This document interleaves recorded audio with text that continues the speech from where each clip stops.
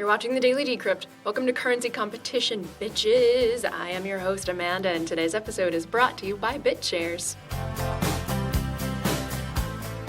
Today I've spoken with Vlad Zamfir, who is the designer of software called Casper, which is intended to take the Ethereum network from one that is mined in proof of work to one that is mined via proof of stake. Many of you chimed in via Reddit with the questions you wanted me to ask Vlad, and your wish is my command. Tell us a bit about your background and how you came to be a developer at Ethereum. Well, firstly, I'm not really a developer. I'm more of a researcher. Okay. And I like more like design software than actually implement it. Okay. My background's in mathematical statistics.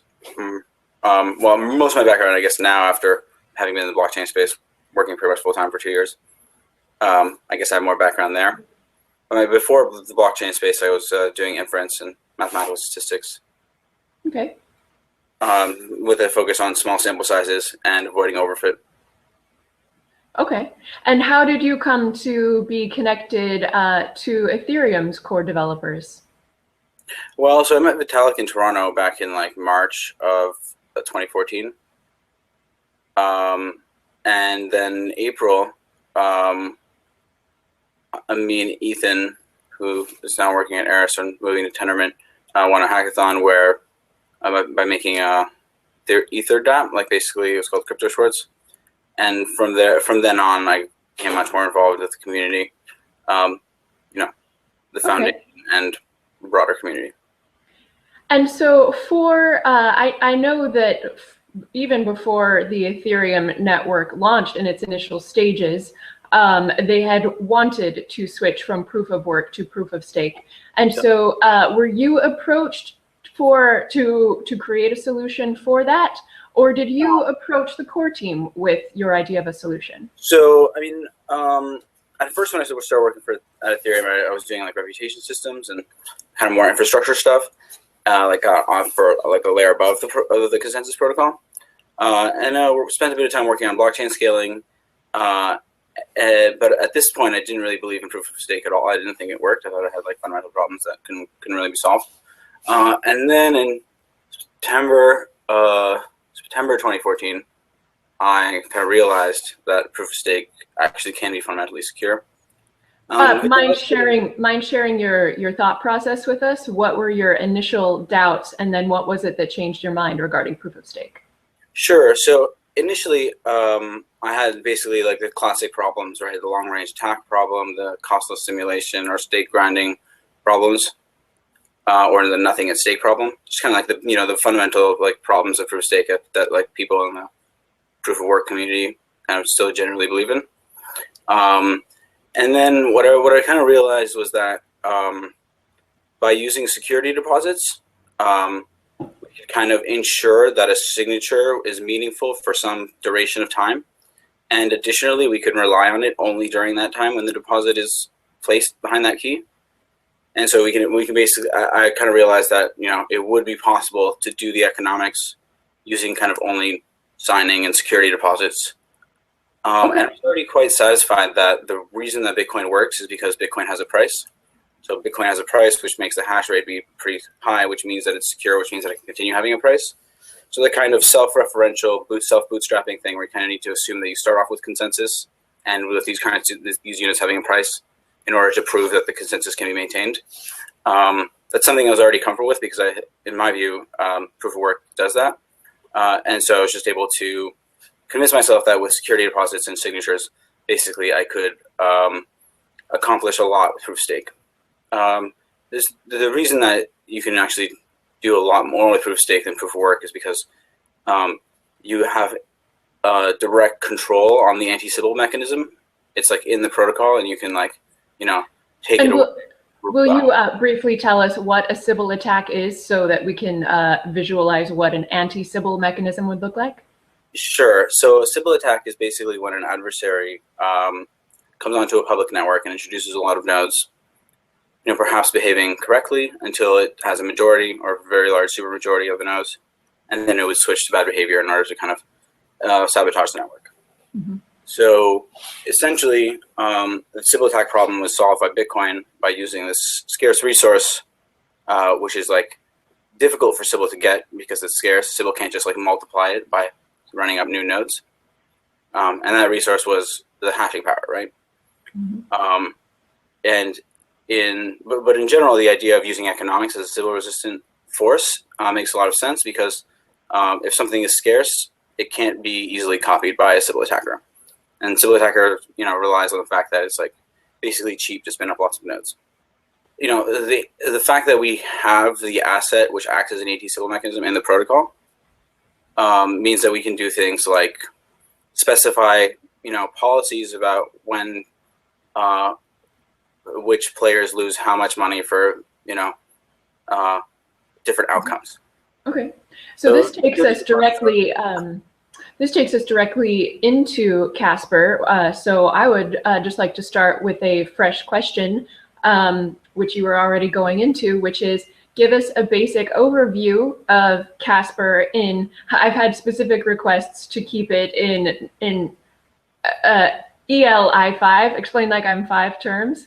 So in an explain like I'm five way, not that any of this could actually be explained to a 5-year-old, but do your best.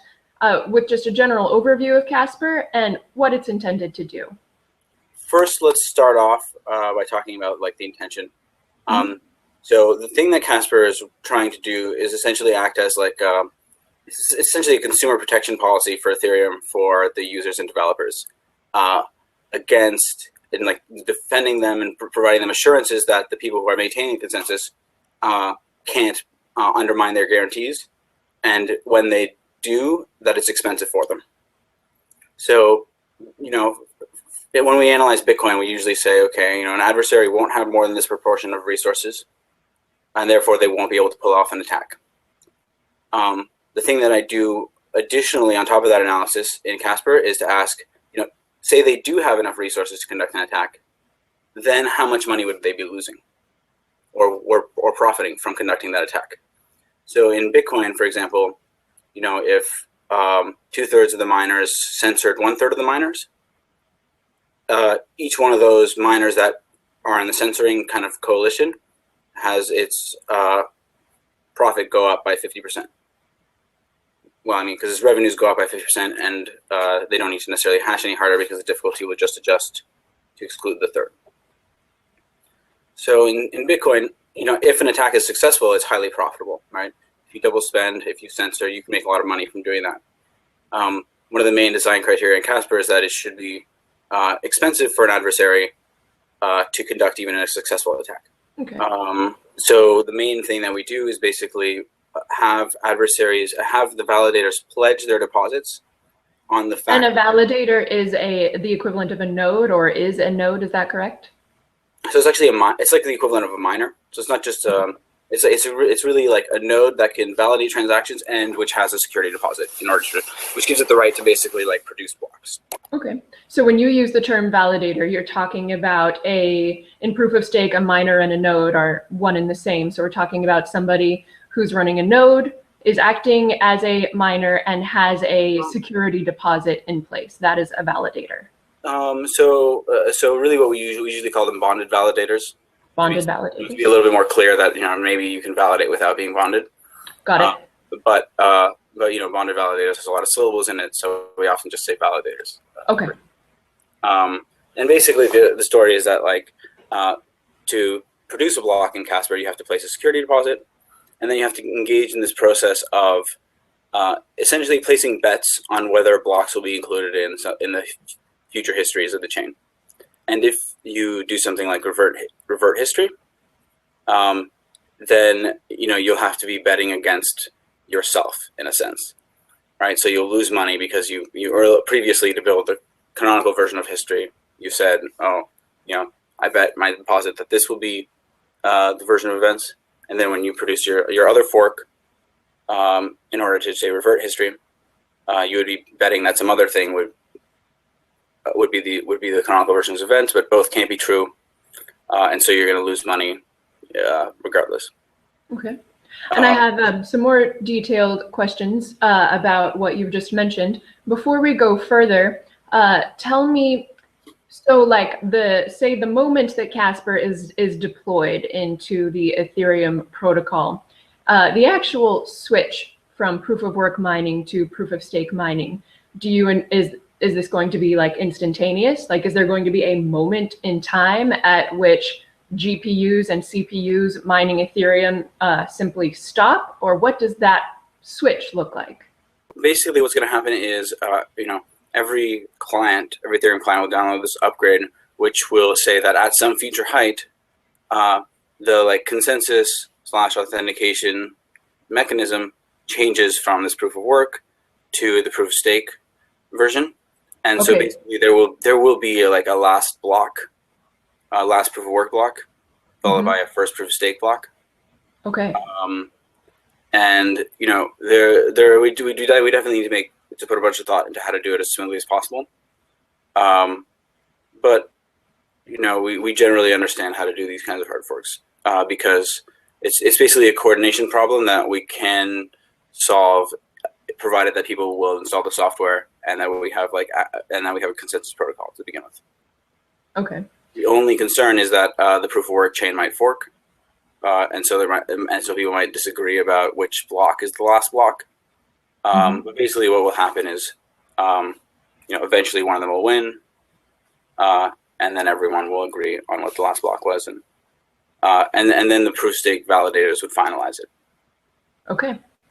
Well, if you don't mind, I have a few community submitted questions here that I think will act as a nice roadmap for us going forward. So let me go ahead and pull those up. So let's talk about how many Ether will be, I'll read off the names because I think it will be fun, but Diebendorf wants to know how many Ether will be required to stake, how many as the security deposit? Right, so there will be a minimum. Now, what that minimum is precisely, I can't say at the moment. Most likely it'll be dynamically adjusted over time. Basically, the minimum has to be, we need to have a minimum because if people get in without having many deposits, then the cost of screwing up the system will be low. But if the minimum is too high, then we won't have enough people who are able to bond. And so really what we're going to do is we're going to target some amount of extra bonding attempts. So there might be some number of validators that we want to have, and then we'll have that plus 30% be the amount that we target using the minimum bond amount. And so if people stop bonding, we might lower that amount. But there almost certainly will be a minimum. And is there currently a minimum of minimum validators you'd like to have? No, I mean, it's best not to have numbers to argue about until it becomes the last argument to have, right? After we have all the other protocol details specs, we're going to start thinking about the parameters. Different people have different kind of back of the envelope feelings, but no one thinks that we should have less than 100 validators. Okay. And Diebendorf also wants to know, once this number is reached, which you say you'd like to come more toward the end, if there are a greater number of people wanting to be bonded than you desire for Casper, how will the selection process take place to choose from among them? Great, yeah. I mean, basically, we're going to have an entropy source in the protocol, like a cryptoeconomic entropy source.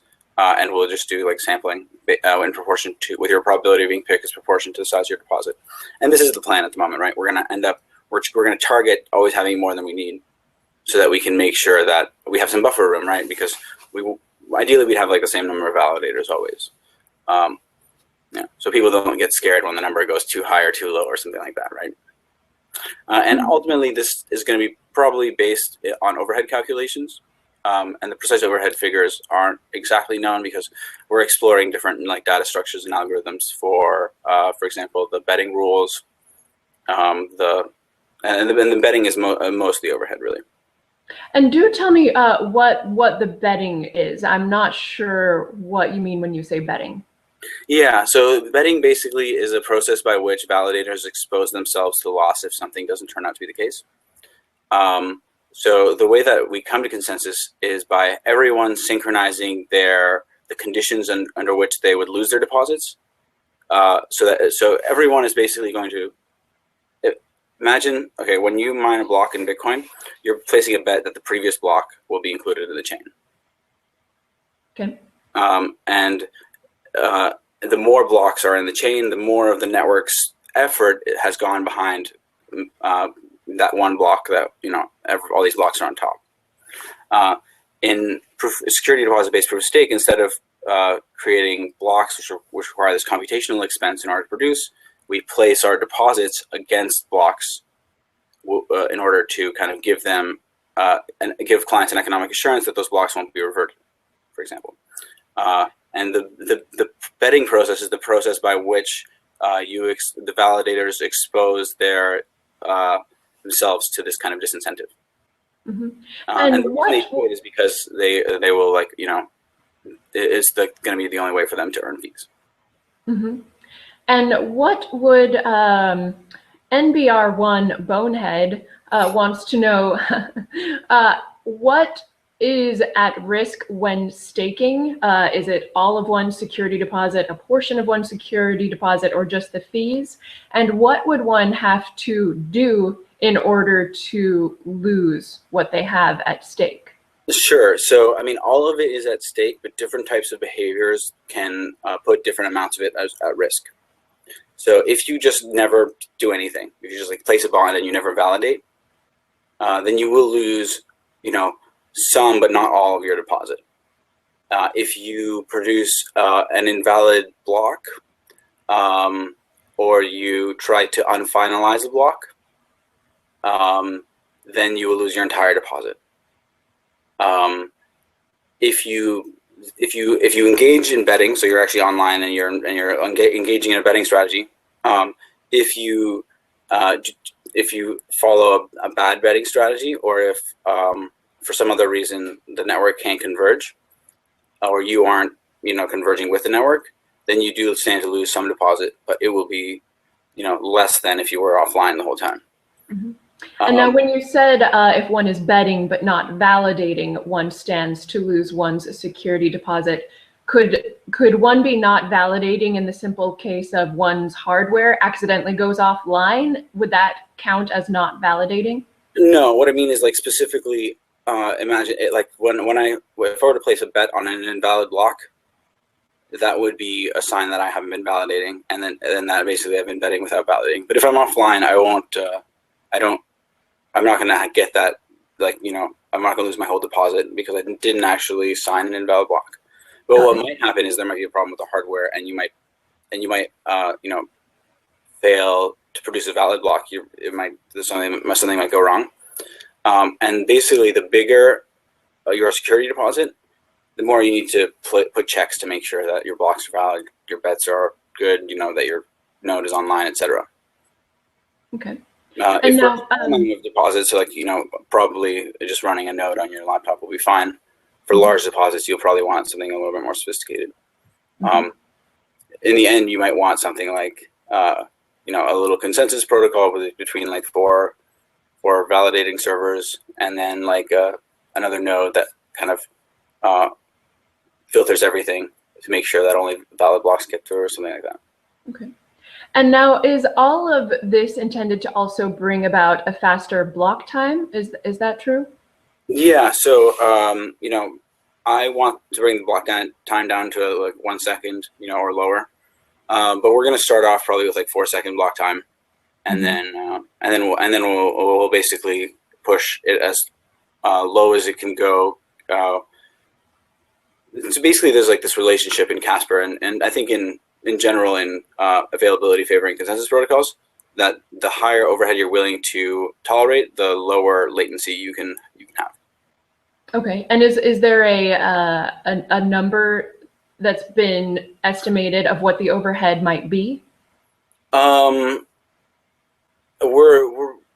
The overhead is basically going to be linear in the number of blocks and quadratic in the number of validators. Although, we have lots of like ways to get constant factor speedups. And basically this is the overhead of the whole network, not for any one validator, right? For any one validator, it would be, you'd have linear in the number of validators overhead and linear in the number of blocks. Okay. And this leads me to some questions from SpeedMax. He wants to know, do validators earn a block reward, or do they earn transaction fees, or both? Right. So this is something that's still kind of in discussion. In my personal preference is that they would earn only transaction fees. Vitalik and I have talked about mechanisms for doing enough issuance to have the amount of bonding that we would like to have. So there is a possibility that we will issue a variable amount. We haven't really talked that much about issuing a fixed block reward. And basically the main reason for that is that the economics are actually better when the clients are the only source of revenue for the validators, because then validators can't profit by doing something that would cause the clients to stop making transactions. So, for example, if validators like lied about timestamps, they could potentially get block rewards faster. Right? I mean, this is true in proof of work and proof of stake. And then clients might see these off timestamps and be like, okay, I'm not transacting. But the validator won't care because most of the revenue is the block reward anyways. And so basically clients will have to kind of reluctantly say, okay, I guess I'll transact anyways because there's nothing I can do, and validators don't care about my transaction fees. Whereas if the revenue is entirely by transaction fees, client behavior will greatly influence the profitability of validators. And so we can use client behavior to do things like, for example, make sure that timestamps are correct. All right.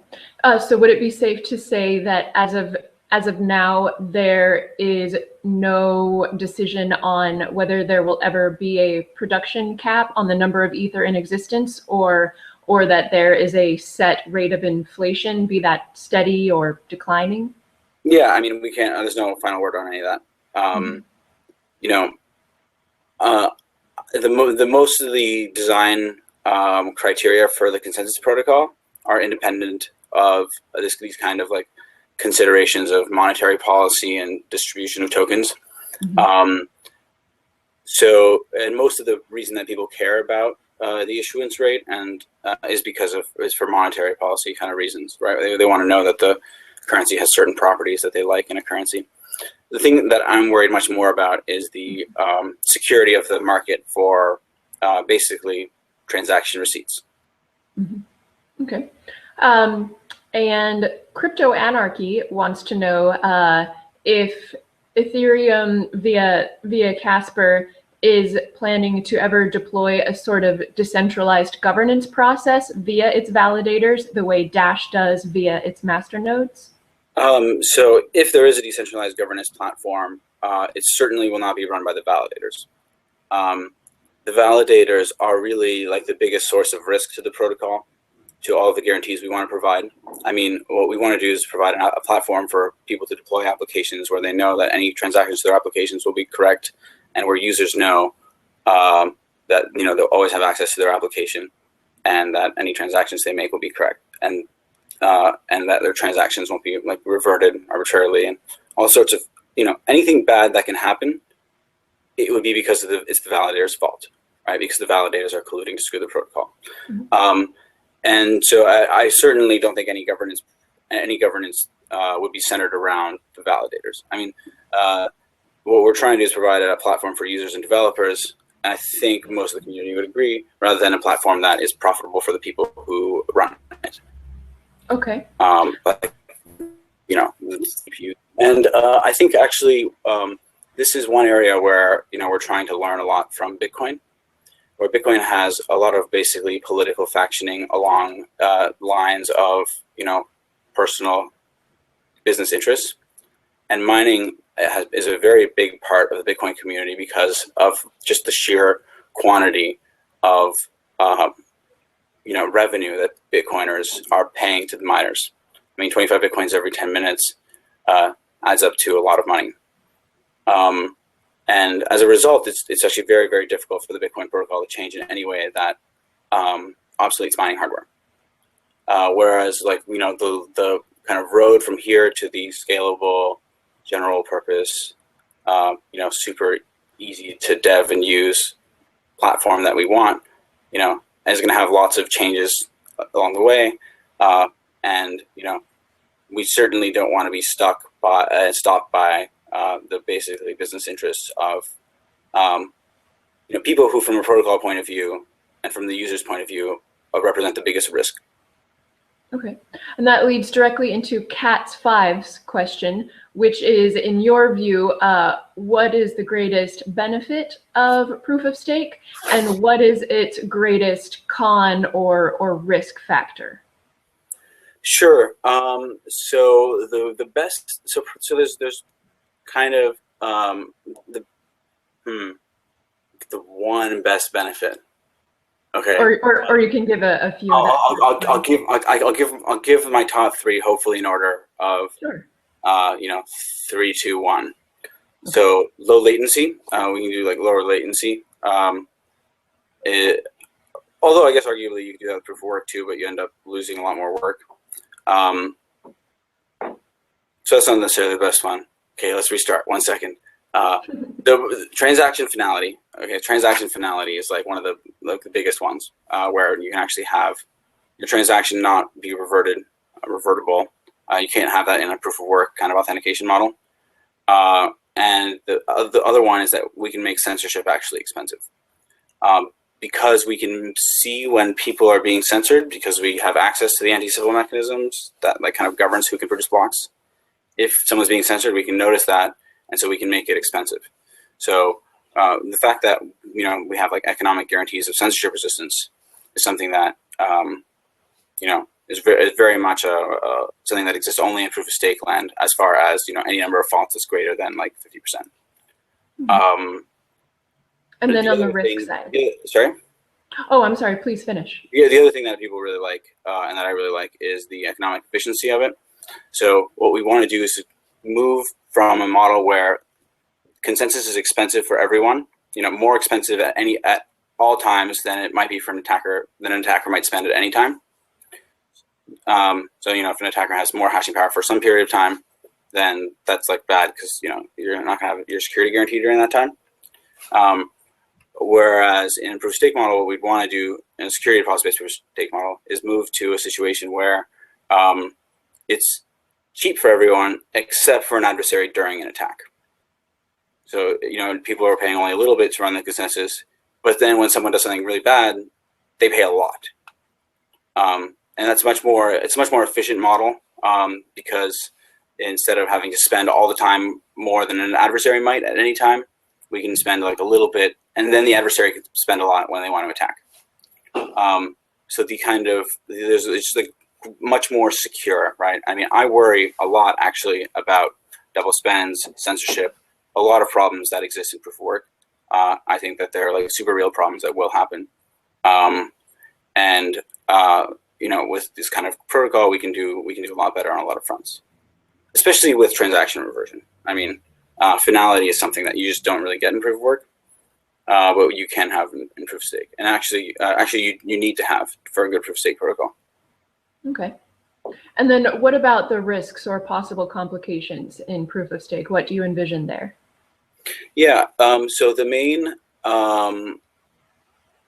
difficulty with proof of stake is the conceptual and implementation difficulty, because this kind of like modern proof of stake protocol tries to get like very large coverage of Byzantine faults with disincentives.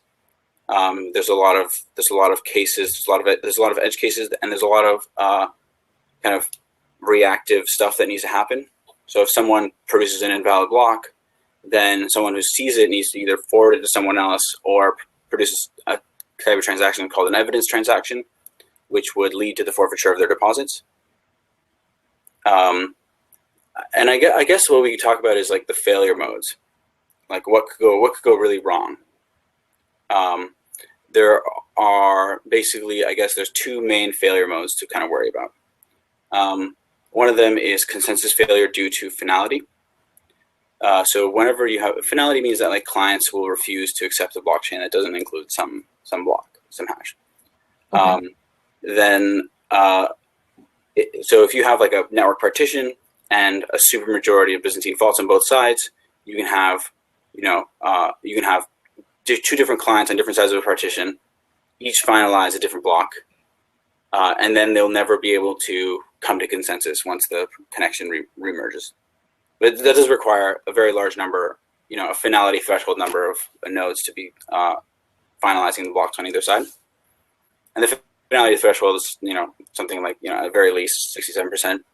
And so you end up having a lot of security deposit loss from that, but you will have consensus failure. Another kind of concerning thing might be if some validators do manage to censor, so you get a sufficiently large proportion of the pool that you could actually censor transactions, then you can censor evidence transactions, you can censor bond requests from other validators, and you could basically have like a monopoly on the validator set, which you could then use to do something like maybe jack up the fees and undermine user guarantees in various ways. And for both of these kind of failure modes, the last recourse would be a hard fork, right? I mean, if there's a network partition and finalized blocks on both sides, then one side is going to have to hard fork to join the other. If there is censorship going on, then despite all of our best efforts to stop it. I mean, because we do a lot in the protocol to stop censorship. Then we could potentially like hard fork and remove these validators from the validator set. There are, and some people find that rather unsatisfying. But for me, the important question to ask about security of these protocols is, what can an attacker do? How much does it cost the attacker? How much does it cost the community? And what can the community do to recover? And, having to do a hard fork, while inconvenient and potentially politically difficult, that I think is much better than a very long history reversion. And the nice thing about it is that it happens at very little like economic cost to the community, whereas there's a lot of economic cost to the adversary. Okay. So I have just a few questions left then. Pseudonymous Chomsky wants a brief explanation of what the user experience will be for a validator. So basically, what hardware do I run? I think you had mentioned that it would be possible to do this from a laptop, and basically what interactions are required from me via software or not. Right. So it does vary for large and small validators. Okay. But essentially, what you need to do is have a correct validator online all the time if you want to be as profitable as possible. Just like if you have your proof of work miners offline, you're kind of losing money. If you have your validator offline, you'll be losing money. And so you need to have like a correct validator online as much as possible. Now, what it takes to make a correct validator, in practice, it'll probably be okay to just run like Casper node on like one computer. Just probably won't even need to be that strong at first. But if you're sticking with a lot of money, what you're going to want to do is have a whole lot of precautions to be really sure, because on top of worrying about your thing being offline, you also need to worry about being hacked. You need to worry about it producing invalid blocks or misbehaving in some way. Like the cost of having a malfunctioning validator could be quite a lot higher than potentially the cost of having a malfunctioning ASIC. I guess, in a case where an ASIC malfunctions and it overheats and burns and becomes unusable, that's basically the worst case for Casper as well. Okay. And B-Chain wants to know when a Casper white paper will be published? Yeah, so that's definitely a great question. I mean, the reason that it hasn't been published yet is basically because we have different design ideas for different parts, and we're kind of comparing them. And, so Vitalik right now is working on proof of concepts for basically the simplest version of Casper that he can imagine. I was working on a white paper for basically a version of Casper that has a lot more guarantees, but a lot more protocol complexity. And I think what basically what's happening is we're finding common ground and ways to move from like the simple with less guarantees to more complex, more guarantees. I guess, once research comes to basically like a point where, I can write a white paper, Vitalik and I can write a white paper, then, it's gonna happen. I mean, so far, every time I've tried, and I've done it a few times, things end up changing, and then I end up having to go back, and it becomes dated, within a month or two. Okay. Go ahead. But certainly we're going to have everything be very well documented. We're not going to ask the community to accept a hard fork without proper peer review, work, right? So we're going to have like a white paper for like the general public, but we're also going to have like an academic quality like paper that's been peer reviewed by like experts in the field, basically. Okay. And Tony McCarp wants to know approximately when Casper will be deployed. Oh, that's another great question. Essentially, there's a bunch of stuff that needs to happen first. Basically, the protocol needs to like stabilize. We need to kind of produce all the documentation, and we need to like implement the protocol. And probably multiple implementations will need to implement the protocol. And the other thing that I've been really working a lot on is I've been working towards doing formal verification of the protocol. Basically kind of getting proofs that various parts are correct and have the properties that I claim they have. And this is like a lot of the work which, is like it's a way to verify things that is kind of in some way more exhaustive of edge cases than simulation. Like some people find like simulation sufficiently convincing. But, I'm really trying to get formal verification of the protocol, and I think it would be prudent if we waited for formal verification, although probably what we're going to have is like formal verification of some of the key components, and then the coverage of the formal verification will grow over time, and then during that process, we'll probably be able to upgrade the protocol a bunch of times. Okay. So no estimation of time of deployment yet? Is that how? As an estimation, like a year is like kind of, if it's not out in a year, I will have not worked as hard as I should have, possibly. Okay. Or maybe there's like a lot more stuff to do than I thought. But I certainly think that, a year from now I'm pretty sure that a year from now we'll have it. Okay.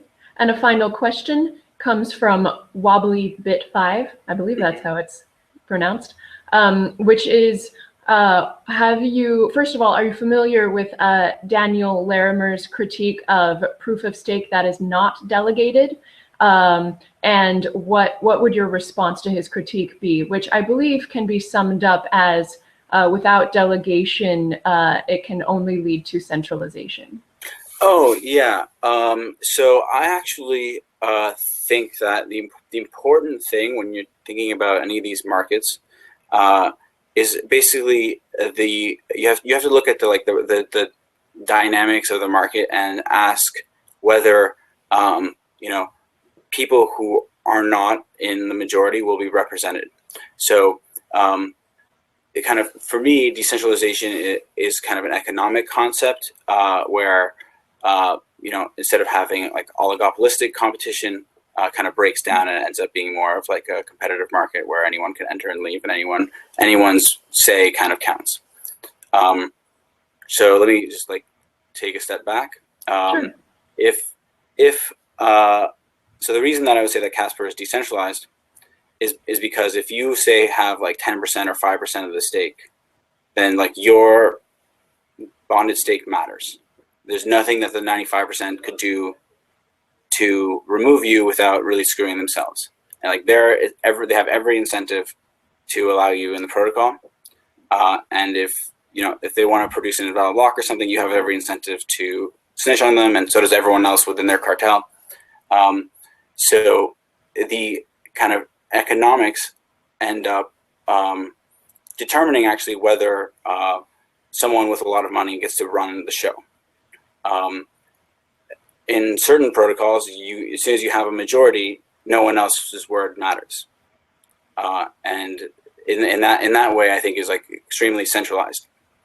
Whereas like, on an economic front, basically with like, thinking of Casper as like a consumer protection policy, as like an antitrust policy, I do my best, and we do our best to make sure that everyone is going to be represented.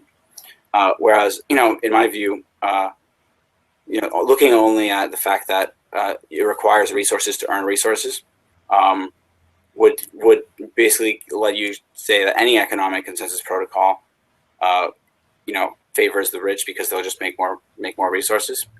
And I think that's like true on some level. But I also don't think we have a choice but to use economics in this consensus protocol. And I think that, like, very notably, delegated proof of stake has a lot of economic problems. You can buy votes. The highest bidder just gets all the votes, and then it's like super centralized. So under like an economic analysis, delegated proof of stake falls apart rather quickly. And the wish that the stakeholders will, give the delegate positions to people who, somehow would expand their community or make it more decentralized, isn't really guaranteed by the protocol at all. Okay. So really what we're looking for is in-protocol guarantees of decentralization that withstand economic analysis. All right. Does that make sense? I don't know. Well, it jives very well with the theme of this show, which is currency competition. That is what we are all about. That's what gets us up in the morning. And that is all of the questions that I have for you, Vlad. So I want to say thanks for your time and thanks for coming on the show. Sure, my pleasure. Yeah, are there any links you want to leave anybody with or anything for further research or how to follow you? Not really. I guess I should mention that, we have Casper research hangouts every week, and we're starting to make them more and more open to the public. And, I think we'll have one, like a live one every week now. So anyone can drop in and just listen in on the research discussion on various parts of the protocol. Okay. And how would they do that? Is there a URL, or should people just follow you on Twitter? Or I'm not sure. Right now, I don't think we have like a page for that. It's just gonna be like a different Google Hangout every Monday, and so maybe I'll get in the habit of tweeting it. That's not a bad idea. Yeah, follow me on Twitter for news. Another thing that I should maybe mention is that I've been working on a lot on blockchain scaling, and that's been pretty exciting. And so maybe you should expect something from me in that regard sometime soon. All right, right on. All right, well, I guess maybe we'll talk someday in the future via an update. And so until then, thanks for chatting. Nice to meet you. You too. Bye-bye. Today's episode is brought to you by BitShares, a currency which makes multi-signature transactions easy for everybody and offers a fiat on-ramp to its ecosystem via the exchange CCEDK. The next version of BitShares this quarter will also offer confidential transactions to increase the privacy offerings for all BitShares users. You can find out more about the currency, which runs on human-readable usernames versus alphanumeric addresses, at bitshares.org. Welp, the manservant and I are headed to the Free State Project's Liberty Forum this weekend, so you can expect event coverage when we return next week. Have a good one.